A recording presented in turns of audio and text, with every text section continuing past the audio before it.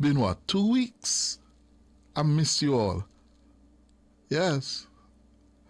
You know, it's amazing that when you do a job, which is more like a vocation, yeah? A vocation, not vacation, yeah? You sometimes get, tired and wanting a break. And a break is good for you. And the break of the last 2 weeks has been enriching, good. I used the time to pay a visit to China. And I must tell you, I learned a lot. I learned a lot, experienced new frontiers, vistas of opportunities, and to take a look at what's happening at the other side of the world. Yeah? And I will share with you from time to time the experiences I had. And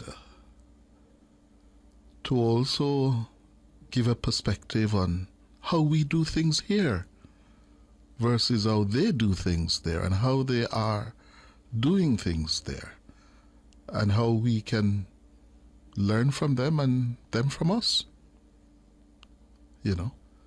But it was quite an experience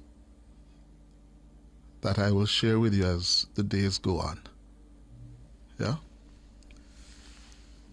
Now, coming back to Jamaica, of course you miss your yard. You miss your yard. After a few days, you start to say, I miss my yard and I want to go back to my yard. Yes. Yeah. But such is life. And a lot has been happening in Jamaica. I left shortly after the elections, so I missed most of the post-election activities. And I'm sure you will engage me on that a little later. And as I prepare to come on air this morning and to address some of the issues running currently, the issue of body-worn cameras for members of the Jamaica Constabulary Force in their crime fight continues to be of moment. This morning I heard the Commissioner of Police, Dr. Kevin Blake, speaking with Tonna and George about that issue. In a very revealing interview, yeah, he went on for more than half an hour. And one of the things that struck me was, we talk about bureaucracy and the procurement process and the need for the procurement process and the bureaucracy to be modernized, optimized, so that it does not, as a process, retards productivity. And as I listened to Dr. Blake this morning, that kept on coming at me, that this bureaucratic process is needed. Well, how do we refine it so that it does not cost us? Yeah?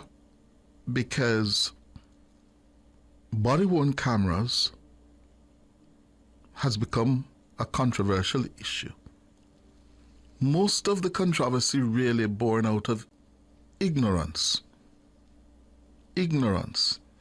and lack of knowledge about the process, the procurement process. to get to the point where we can acquire the cameras, and also the ecosystem that is required to make sure we get the best from the cameras, you know. And this morning, Dr. Blake made the point that the hurdles, the bureaucratic hurdles, have really hampered the force's efforts to procure 1,000 additional body-worn cameras in a timely manner. Yeah? He told Turner and George this morning that the process has been going on for more than a year, with the first attempt to acquire the cameras being rejected by the public procurement authorities in October 2024. On July 2024, we decided on procuring 750 body-worn cameras, but given the urgency, we decided to take a particular procurement path and use the procurement path that is treated for issues of national security. And so we sent a request for quotation directly to an international manufacturer. And this is a manufacturer whose equipment we have had the benefit of testing for quite a period, and we have studied extensively and have provided this equipment to many of our foreign international partners, law enforcement partners. And so we decided to take that route. So we sent out the request for quotation on July 22, 2024. Good. Yes. August 21st, 2024, we completed the internal approvals.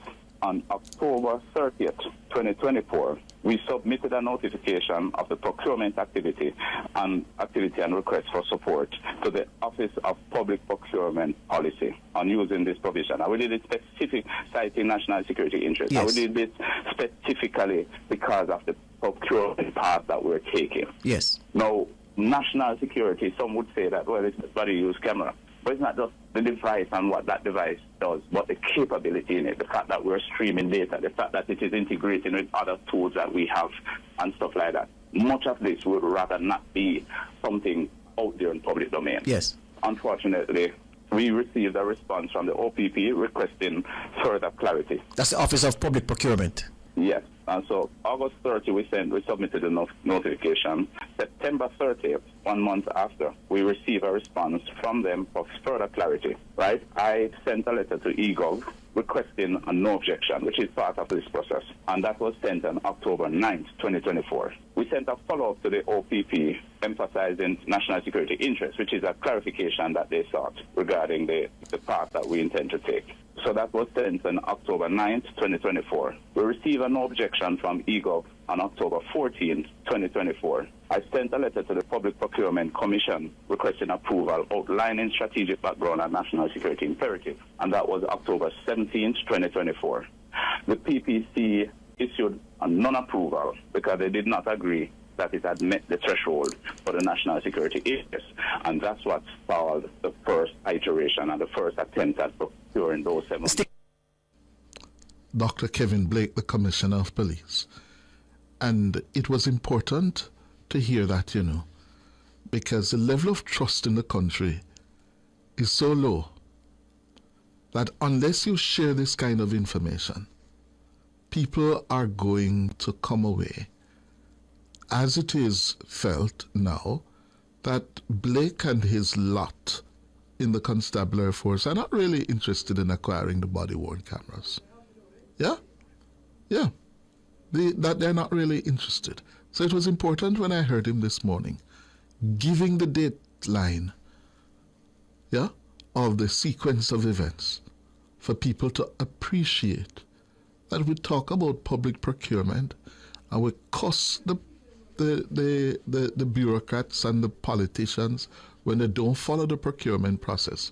But when they do, it means delivering goods and services to you is delayed. That is the other side of the issue. Yeah, and this is a work in progress that we have to continue to work at so that we get the right balance. According to Dr. Blake, because of that experience which he outlined, the force had to restart the entire procurement process using what he calls an open bid in November last year. Immediately after, on the 29th of November 2024, the team came to me and we made a decision to not try to push back, but just start through the ordinary long open bid process. And that was decided on. But then we said that if we're going to go that route, might as well we just go for 1,000 body-worn cameras.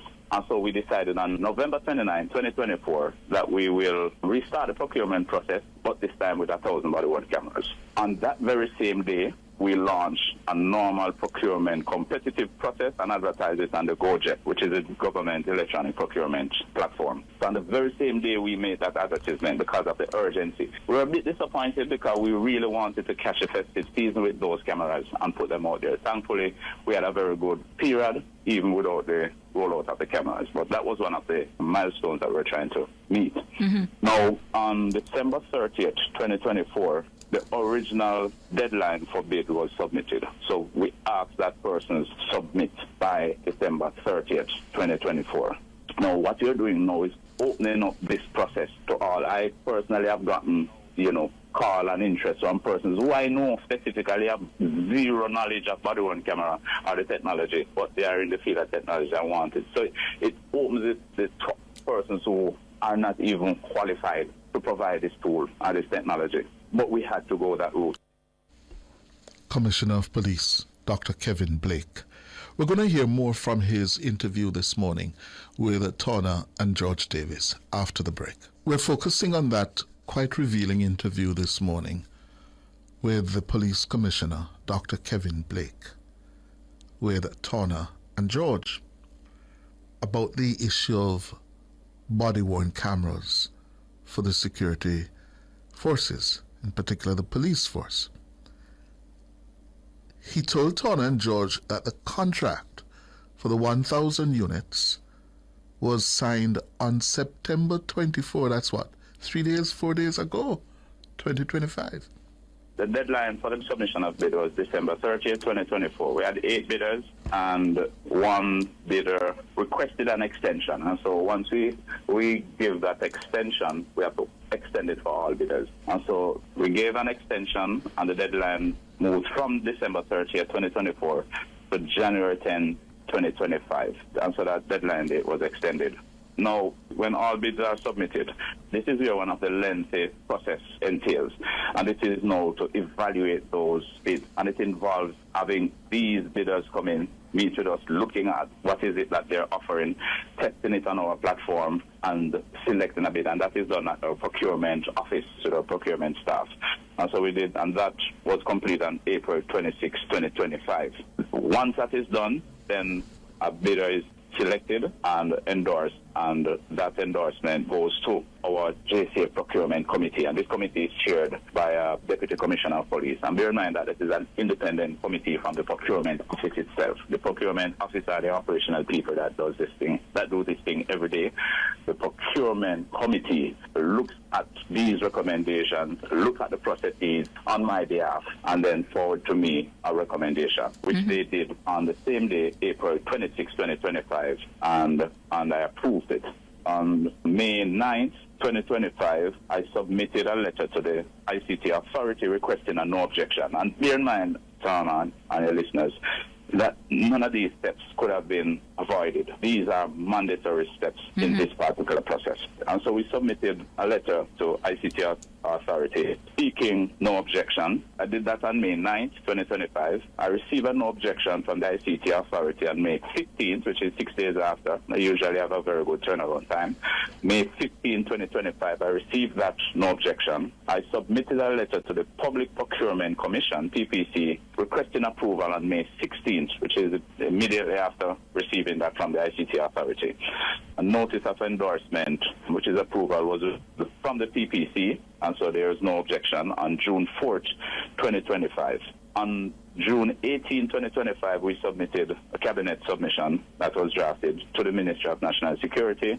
To the Ministry of National Security, That is on June 18, 2025. On August 14, 2025, following a review of the MNS Cabinet Office, Minister of National Security's Cabinet Office, approval was granted to proceed with the contract. That is August 14, 2025. The contract negotiation was finalized and the contract executed on September 24, 2025. And today is September 29, 2025. So there's no gap whatsoever in the process. And these are processes, these are steps that we must take. Police Commissioner Kevin Blake this morning. So I think he answered several of the questions, relating to the concerns over whether the JCF is really committed to acquiring and deploying for use body-worn cameras. Yes? And let us see from here what happens. We have to follow up and, of course, track the timeline.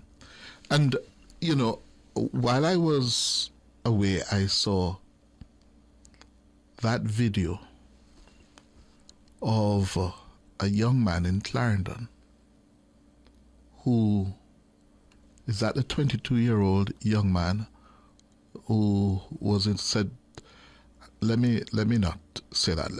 This was a video of the young man who opened his door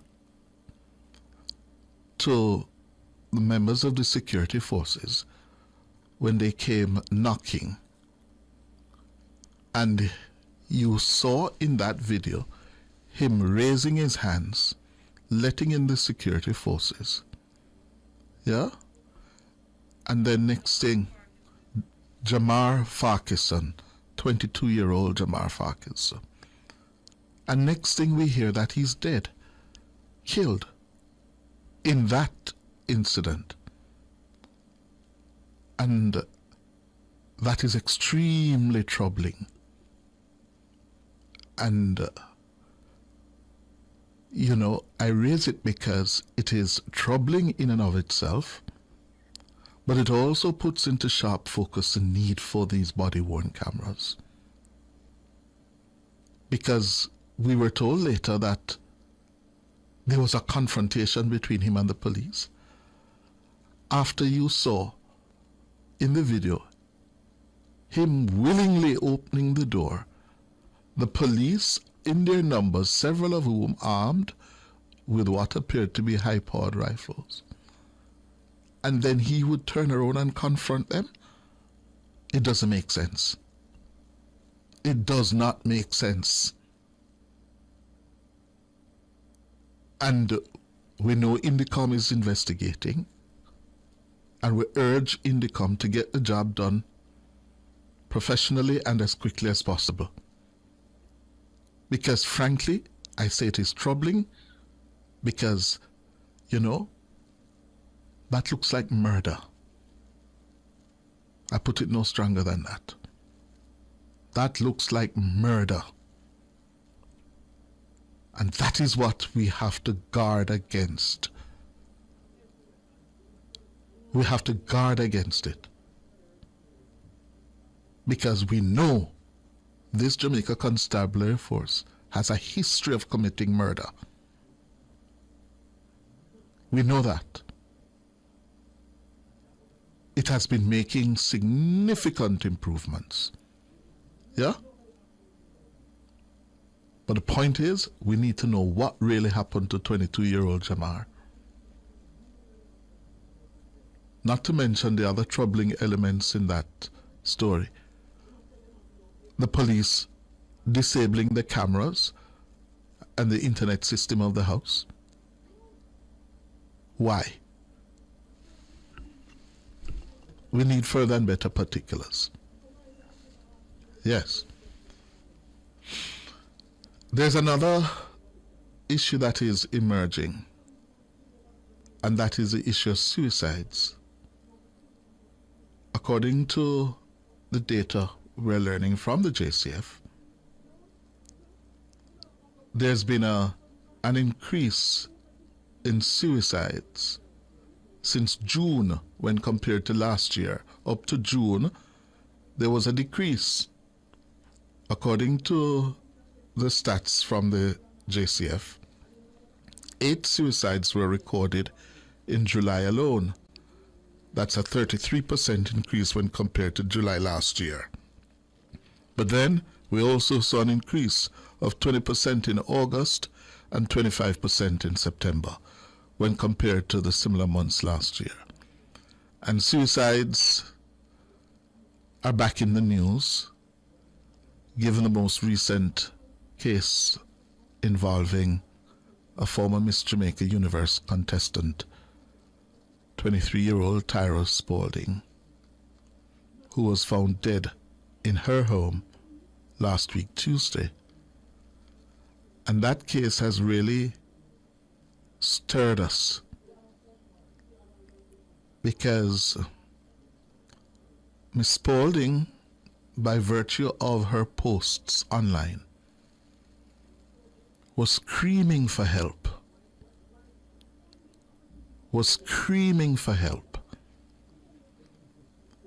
We don't know if she got the help. We see some posts saying that, yes, some people tried.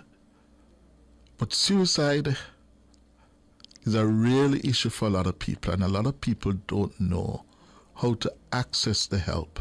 Or even when the help is offered, they refuse to accept it or somehow neglect to get the help.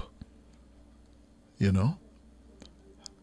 Consultant psychologist Dr. Leakim Simaj says, listen, relatives and friends, take the early warning signs seriously and get help quickly. When a person starts talking about it, threatening to do it, take it seriously. Other kind of signs when people start giving away their things that they possess, and they try get help. A psychologist, psychiatrist, social worker, but many times persons will deny. It's the hardest thing to get help for them because they'll say nothing wrong with them, but at least get them to a professional who can do the kind of questioning, the kind of assessment to understand the potential for them to act on that behavior. That's Dr. Leakim Simaj, consulting psychologist. Please, you see the signs, early signs, act and insist, you know, and we have more channels now, platforms to detect early warning signs. Social media, you know, you see a friend or someone you know make a post that don't ring right, reach out to them. That may be their signal that, listen, I'm struggling, I need help. And there are avenues for you to get help for them. The Ministry of Health's Suicide Prevention Helpline is available, 888-639-5433, 888-639-5433. The You Matter chat line is also available, 838-4897. That's a You Matter chat line, 838-4897. There's also the Safe Spot hotline at 723-3776. The Safe Spot line, 723-3776. Yeah? It's almost time for the break, but there's a story I'm going to pick up on after the break. On the front page of the Gleaner this morning, that 12-year-old boy, first former at Manchester High School. Yeah, very distressing. He's been missing since Friday. Yeah? He's only 12 years old, Jaden Thompson. And if you're in the Manchester area and know anything about the location, whereabouts of Jaden, please, yeah, help those who are his guardians and family. Yeah, 12 years old, and he has just disappeared since Friday evening. All right? And then there is the issue of dementia. I see while I was off, the husband of the former Jamaican Prime Minister, Harold Miller, coming publicly confirming what was pretty well known, that our beloved Sister P was suffering with dementia. Yeah?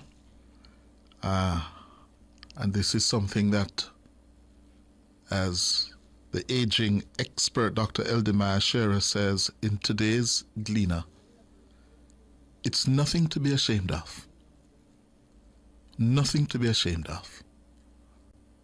This is something that is appearing globally, especially among women, older women.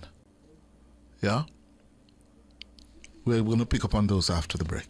So if you're in Manchester this morning, the Gleaner has a story on its front page this morning that if you are in Manchester and you know anything about the whereabouts of a 12-year-old Manchester High School student, Jaden Thompson, please reach out to the authorities, yeah, or tell them what you know about his whereabouts. According to the Gleaner's reporting this morning, the distraught guardians of Jaden were up to late yesterday pleading for his safe return, clinging to hope as the days passed with no sign of the 12-year-old. And his uncle-in-law, Omar Thompson, who along with his wife Anne-Marie has raised Jaden since he was 6 years old at their home in Wales, Manchester. The uncle-in-law is quoted as saying, "We don't want to find nobody. Anywhere them can left him, please, please. Because we know that people make mistake and the world not nice. Somebody would have just asked somebody. Yeah, please, just send him home. If Jaden here, just come home." His aunt Anne-Marie appealed, yeah, while speaking with the Gleaner yesterday. I can just imagine what they're going through, yeah? And you hear when him say, "We don't want nobody," meaning in Jamaica when someone goes missing for more than a day or two, that is the usual result. Well, I hope it is not so in this case of Jaden Thompson. Yeah? Like, can you focus on this photograph for me? If you see it, this is the Gleaner's photograph of the 12-year-old boy who has been missing since Friday. Yeah, if you see him or know where he is, please report it to the police or to any of the authorities in Manchester. Yeah? I hope he's safe and will return home. All right? Now, also on the front page of the Gleaner this morning, Eldemar Shearer, dementia is nothing to be ashamed of. Forget cultural taboos, get evaluated early. Yes?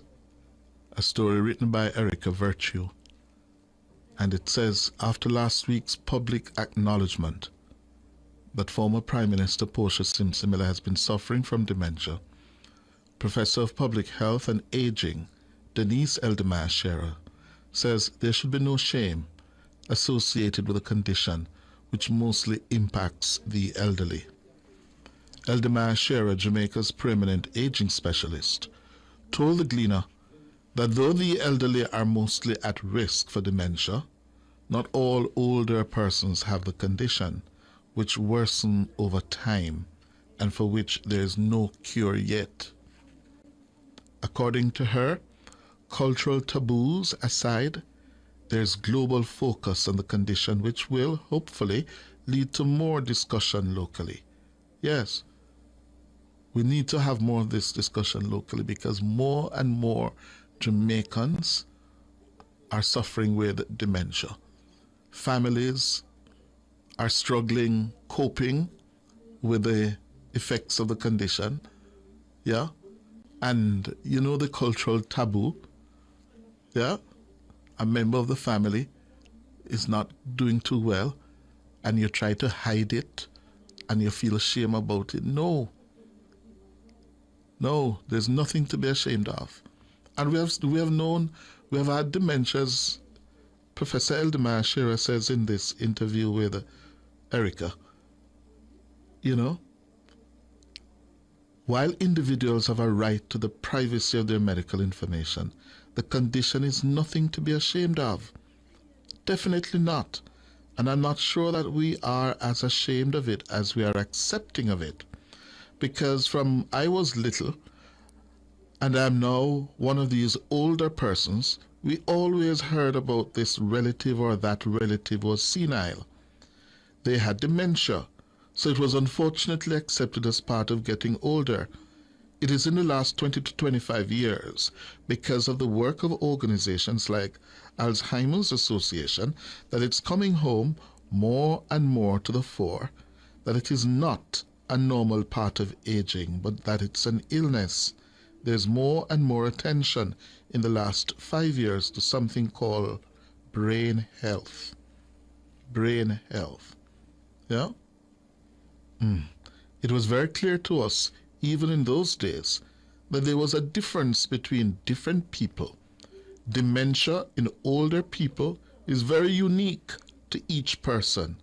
We know that there's memory loss, that there's thinking loss, etc. But depending on which part of the brain is affected, you're going to have different manifestations.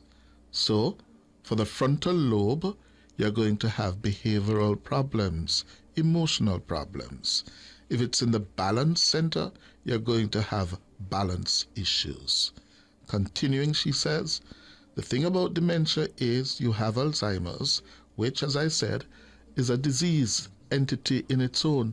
However, we also have vascular dementia. Now, vascular dementia has with it, as is implied, a blood vessel component. Therefore, you have additional concerns. You have strokes and you have high cholesterol, those sort of things, which have their own symptoms, which are going to be superimposed on the memory problems, the thinking problems. So for people, it's very important to get the diagnosis. Yeah? And she says something I want to share with my listeners. I know we have a lot of listeners in this particular age group. She says in Jamaica's population, 72% of persons over 60 suffer from high blood pressure, which is a risk factor for vascular dementia. Yeah? For Eldemar Shearer, Jamaicans should practice early prevention management and not just focus on the elderly. We're talking about managing middle age, yeah, and adults in general. Because if there's high blood pressure, then you want to think about the exercise, the overweight, the smoking, the cholesterol, because in managing those problems, you're going to reduce the risk factors. Therefore, you're going to reduce the likelihood of developing dementia. For my listeners, yes, please, you have to manage those middle-age related issues because they are risk factors, yeah, that predispose you to developing dementia. Take it seriously. All right? I think I've chatted long enough now for this morning. Yeah, we're going to take the break. After the break, your calls. My hands were steady.